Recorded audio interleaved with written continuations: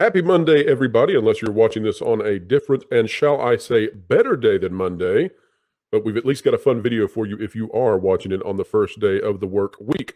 Make sure that if you are working today and watching the video simultaneously, that your boss does not look over your shoulder. We know how that can go.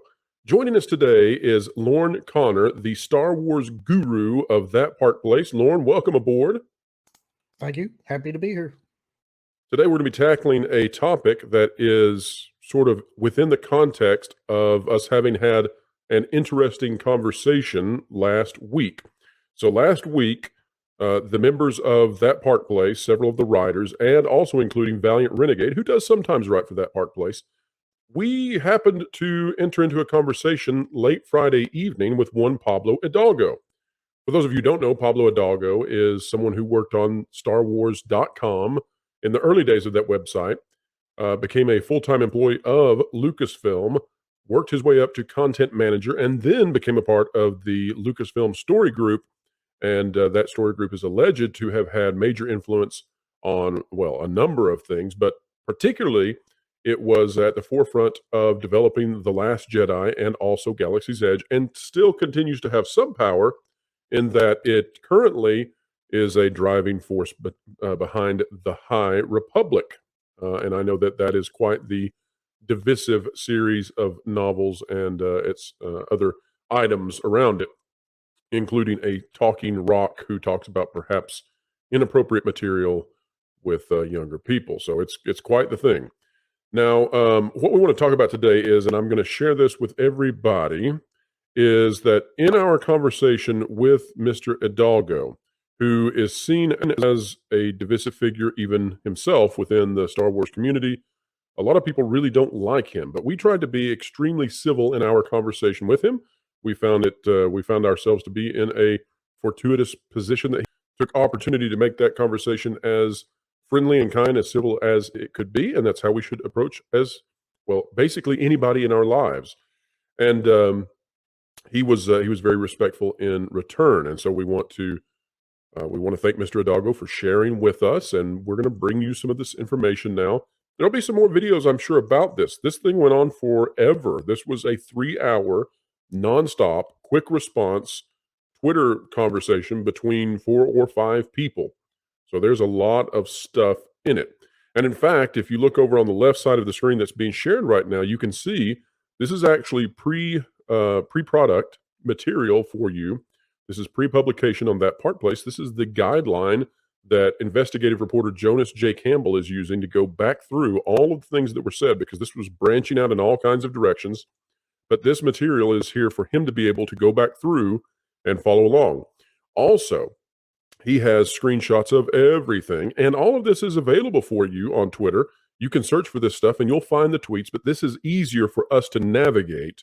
That's why we're using this document for the video right now. Again, you can find all of this on Twitter. It's still up. We have the screenshots. Those will be in the article that you'll find on thatparkplace.com. It's just this is far easier for us to navigate and be able to bring you the information. All right, so the topic for today is, was Luke originally the focus of Kenobi? And so I want everybody to pay attention to this, and I want you to understand why we have healthy skepticism of what Pablo Hidalgo said. That's not to say that we want to be mean to him or crucify him or that we want to disparage him. It's just that we're wise enough to know that he doesn't know everything. We don't know everything either. And so when we're in a conversation with somebody of this magnitude, it's important to keep the humanity of all of us intact. Remember that we're all fallible and we're all limited. So here was the statement that was given to Mr. Hidalgo, and I'm actually going to go up just a little bit. So let's talk about what led to this. We were talking about diversity quotas, which is sort of, it's one way to achieve empathy, I suppose. I don't think it's the best way to achieve empathy by any means. And in fact, I think it's counterproductive. But some people highly support it, and that can largely lean on your sociopolitical ideologies. But let's dive straight into this. Valiant Renegade, who was in on this conversation, asked Pablo Hidalgo directly who is responsible for ensuring that the storytellers include correct ratios of diversity, equity, and inclusion. Is that story group driven / moderated? I'd really love to get a better perspective on how the story group fits. Understand that when he's asking this to Pablo Hidalgo, Hidalgo may present himself as somebody who has very little influence, but that's not true. Hidalgo is the same guy who met with George Lucas with the only other person being there, Dave Filoni. If your name is in there with Dave Filoni as being you and he are meeting with George Lucas, you're not a small-time player at Lucasfilm. You're not a small-time player with Star Wars. So let's take a look now at how he responds. He said, I do not know of any prerequisites. Sounds like folklore. I think any social conscience brought to the table would come from empathetic creatives. And we all want to be empathetic. As a guideline, we want to also remember that anything in excess can be counterproductive. We have to keep all of our emotions within certain parameters, or else when they escape, that can be a horrible thing. And so I don't want to go off on a tangent, but you have to be careful, because empathy in itself is virtuous. So if you have empathy for other human beings, that's a good thing. Because if you don't have empathy, then you're a psychopath, and you don't want to be a psychopath. I mean, that's horrible. At the same time, if your empathy exceeds the bounds of normalcy, if it exceeds the bounds of usefulness, then you become empowering to bad behavior. And all of us know this. I mean, I'm explaining it, but everybody knows this because you've observed it. When you've been to a restaurant and you've watched a child run and scream through the restaurant, and the parents will not do anything to the child because they have an abundance of love and care for the child, and they're afraid of hurting its feelings by making it sit and learn how to be socialized at the table, then that is too much empathy, right? If you look at a grandparent who gives so much to a teenager, right, to their grandchild who's a teenager, if they give so much to that teenager that the teenager loses the value of the things they're receiving, then empathy has escaped the bounds of where it should be.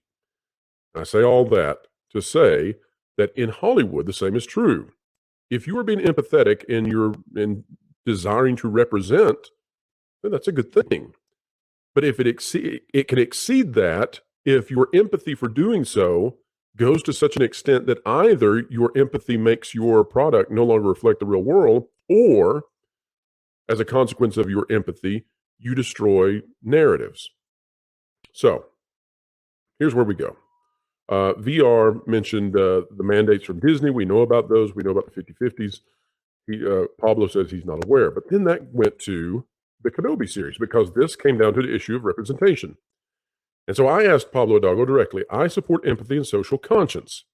Where there is a concern is when quotas are damaging storytelling. Example, I'm told by a high-level executive that Luke was originally the focus in Kenobi, but was overturned in order to balance the gender representation. Thus, continuity errors with Leia.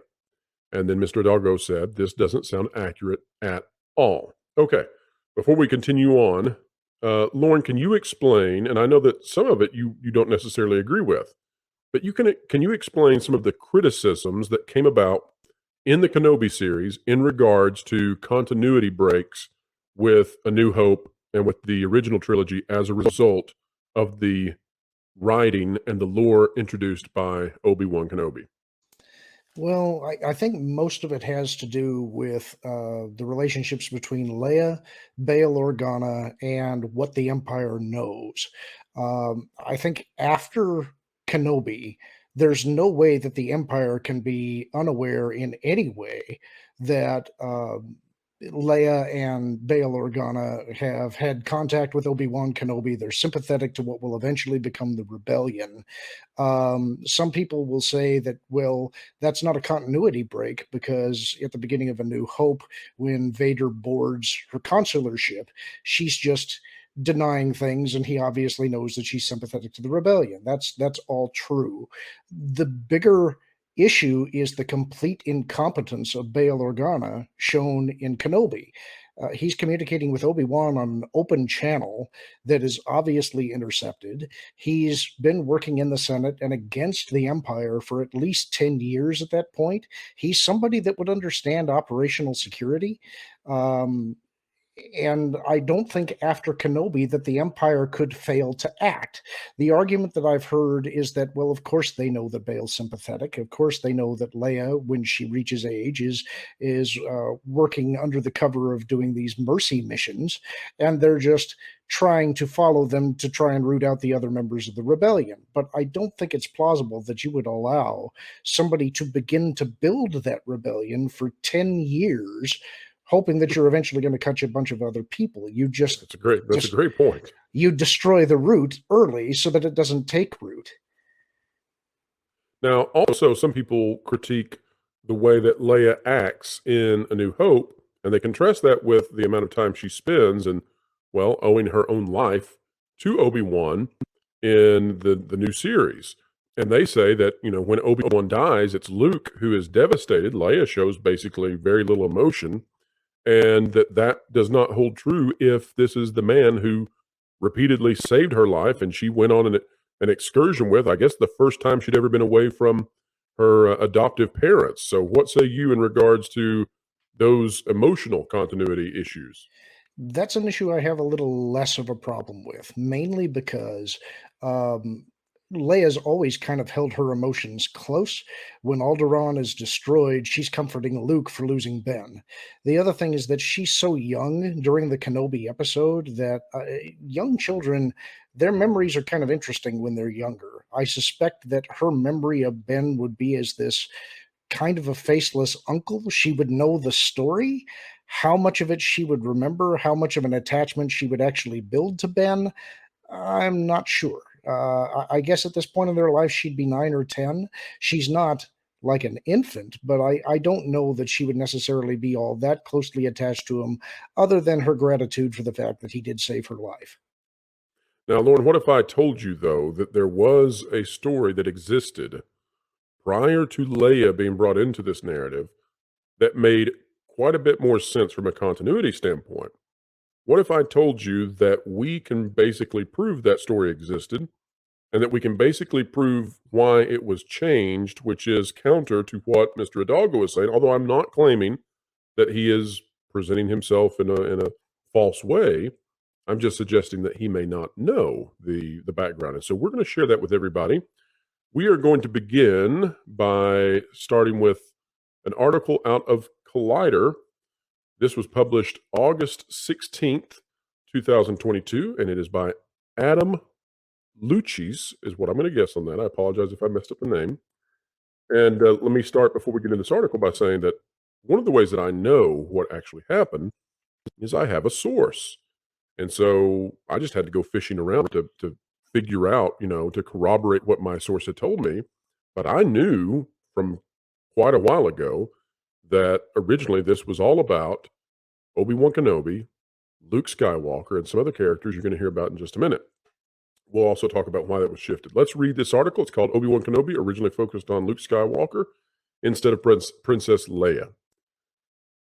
Disney Plus Kenobi series almost paired the Jedi Master with a different Skywalker, while at Fan Expo in Boston, series star Ewan McGregor talked about Luke Skywalker's original role in the series. Well, that comes from a rather definitive source. Wouldn't you say so, Lauren?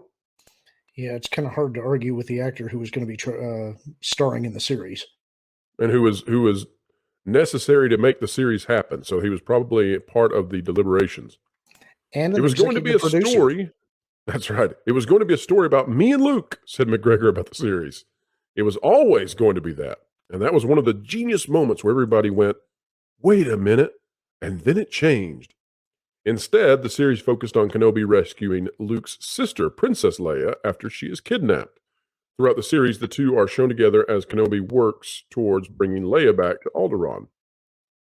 Although Luke has a different role than originally planned, he still appears in the series, played by Grant Feely. Blah, blah, blah, blah, blah. Let's see if we got anything else down here we need to cover. Nope, I think we're good. Okay, so we now know that, that just shows straight from Mr. McGregor that Pablo Hidalgo does not have it exactly correct. Whether or not he's doing that purposely, we don't know, but we'll give him the benefit of the doubt. Lauren, in terms of Luke Skywalker and Kenobi, would that have been something you think that the fans would have enjoyed more, or do you think that the twist where he actually is protecting Leia and leaves Tatooine, do you think that that was a better story, more compelling because it deviated from what people expected? Well, I'm probably going to have a controversial opinion here, so brace yourself.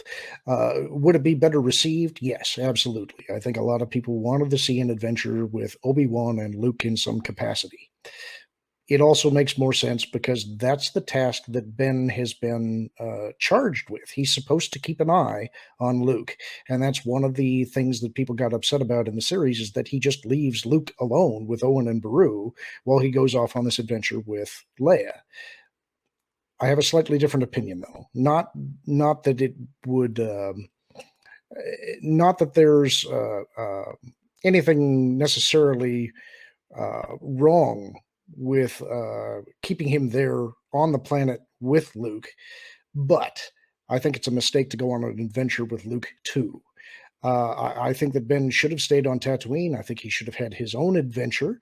I think there's a way that you could do that and still address the fact that he's disillusioned after Order 66. He separated himself from the Force. He's trying to figure out what is his role in this new galaxy. But by involving Luke, you run into some of the same problems where Luke will have specific memories of this assault at the end of the series. Um, in the prior canon, there was one reference made by Luke in the Star Wars radio drama that he had encountered Ben once before in an episode where he and one of his childhood friends went off chasing a dewback into a canyon and got lost and they couldn't find their way home. Ben Kenobi turns up on it and gives him a ride home. And there's a brief interaction between Ben and Owen where Owen tells him to leave his farm and never come back. And that's the memory that Luke had. If you were going to stay more in line with the original continuity, I'd like to see that preserved and not have Ben have any more interaction with Luke before A New Hope. Gotcha. All right, so let's take a look now, and here's where this gets really fun and where I'm going to demonstrate to everybody why my source had this exactly right. Let me go ahead and preface it by saying what the source told me and has told me over a number, well, at this point, basically a year of relaying this information because I was getting this before the Kenobi series even came out. But essentially, what happened, according to this source, is that there was a determination made that the Kenobi series, as constituted by the original design, was too male centric and it needed to have greater female representation. You saw me say that directly to Pablo Hidalgo, and you saw him respond back, that doesn't sound accurate at all to me. Well, here's the issue. So my source was telling me this before Kenobi even came out, and I'm pretty sure that we were doing some reporting on that before Kenobi came out. Now let's take a look at an article from March 14th, 2022. Again, March 14th, 2022. This one from Escapist Magazine. This one by John Frisia. Darth Maul was reportedly cut from the Obi-Wan Kenobi TV series. And by the way, that makes a lot of sense considering that Darth Maul appeared in what movie prior, Lorne? Solo. That's right. And then nothing was done with that character's return. Question: why would you introduce a character into a movie that essentially is a cameo and then do nothing with that? Answer: because something changed. Now, this article also had young Luke Skywalker allegedly would have played a more significant role as well. So they're on this. They know what they're talking about. Oh, let's take a look. Plenty of photos and a trailer came out for the Disney Plus Obi-Wan Kenobi TV series last week. One of the things those pictures and footage revealed were the 3 villains for the limited series: Inquisitor Reva, the Grand Inquisitor, and Darth Vader. However, according to sources at THR, that's the Hollywood Reporter, they usually know what they're talking about, not always. Darth Maul was originally going to be the villain of this Obi-Wan Kenobi Disney Plus series, and the script also would have featured a young Luke Skywalker in a more prominent role. All right, let me explain what happened. They had a writer who developed this, and they had partners. All these studios have merchandising partners, and they roadmapped this out. And the idea was that you were going to have Darth Vader, you were going to have Darth Maul working under him, You were going to have Kenobi. You were going to have young Luke. It was a merchandising dream come true. Okay?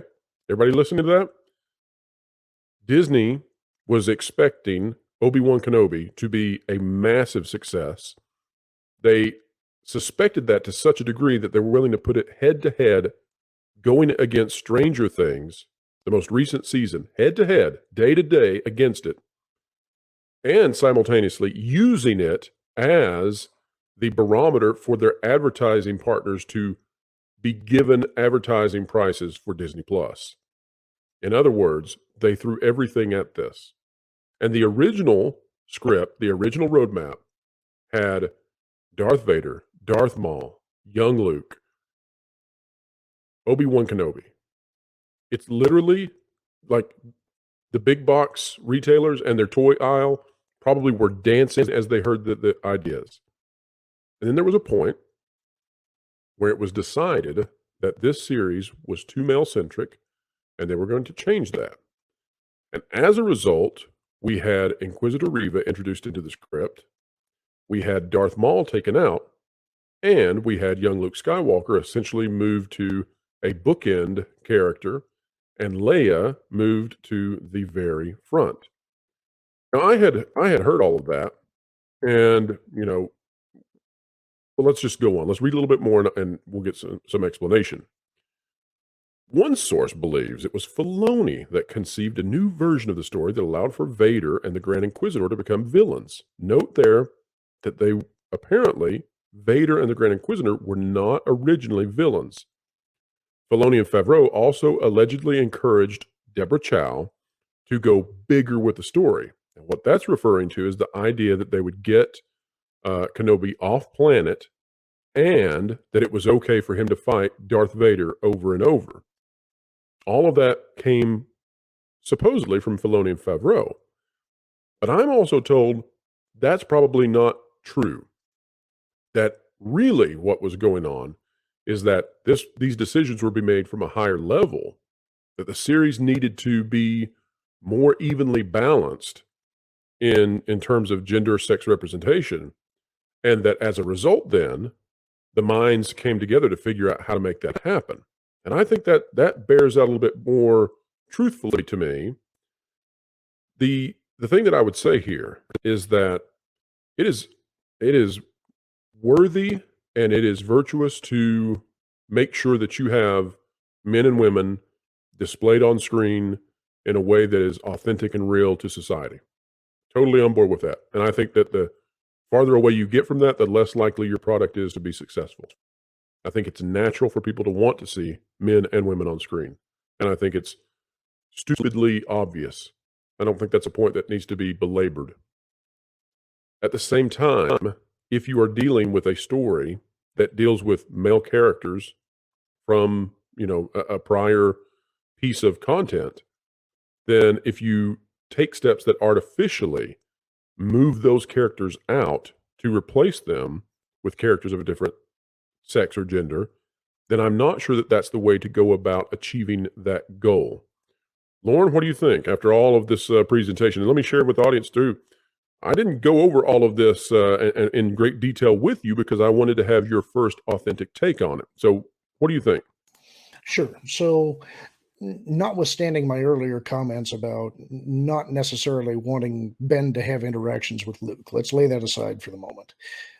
Thematically, that story makes, I think, a lot more sense to be told just because Tatooine is a hotbed of criminal activity. And what Maul is doing at that point in time is leading the Black Sun organization. What I think would have been a better story idea is similar to something that they had done in the comics. And that was established that Ben is laying low.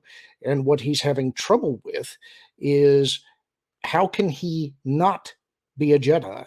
Tatooine's a desperate place. He's seeing people being taken advantage of in Anchorhead and the surrounding area by these crime lords. How does he not act to help people and live with himself? And one way that you could do that is by having rival criminal syndicates on the planet who are vying for control. And actually, in an article that I wrote just yesterday, it was talking about Kanan Jarrus and the Ronin Jedi that was kind of partially inspired by Yojimbo or Fistful of Dollars. You could tell that story on Tatooine between rival criminal families, with Obi-Wan somehow having to figure out, how do I neutralize two criminal families without showing that I'm a Jedi? How do I turn these two families against each other so that they destroy themselves and leave the families, the innocent people of the area, in peace? And that could be a pretty compelling story. Yes, and we're taking a look at your article actually right now on that part place. One of my favorite things about you, Lauren, is that we didn't have time to really go over a lot about what we're going to do today in this video.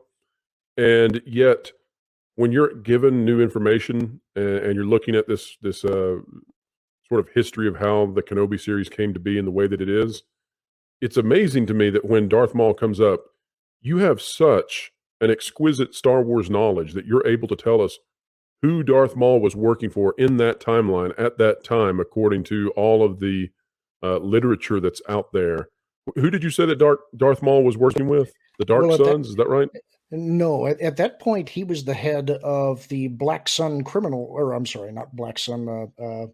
Now I've forgotten the name of it, but it's the criminal syndicate in Solo. He is heading it up secretly.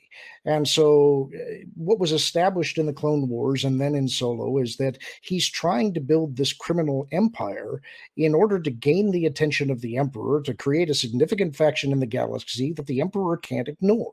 He desperately wants to be back in the Emperor's good graces. And that there's a point at which in the Clone Wars where he and the Emperor have a confrontation, and he once again is cast down, and he just can't live with that. The thing about Maul is that he never lets go of the things that actually keep him enslaved. He's always a slave, even when he's trying to act like a master. And so, by building this criminal syndicate, he's trying to build this power base. And in a way, this was a plot point in the Book of Boba Fett as well. What ended up happening there was you had the Pikes move in on Tatooine. They were actually part of his Crimson Dawn criminal syndicate. And they were trying to move in the power vacuum left by Jabba. If you had them move in prior to that, during this time frame that we're talking about in the Obi-Wan show, they could have been rivals to Jabba. So you could have actually had Jabba the Hutt in this series struggling against a rival criminal syndicate that's trying to move in on his territory. And Obi-Wan could have been in the middle of that and trying to come to some kind of solution without revealing the fact that he's a Jedi.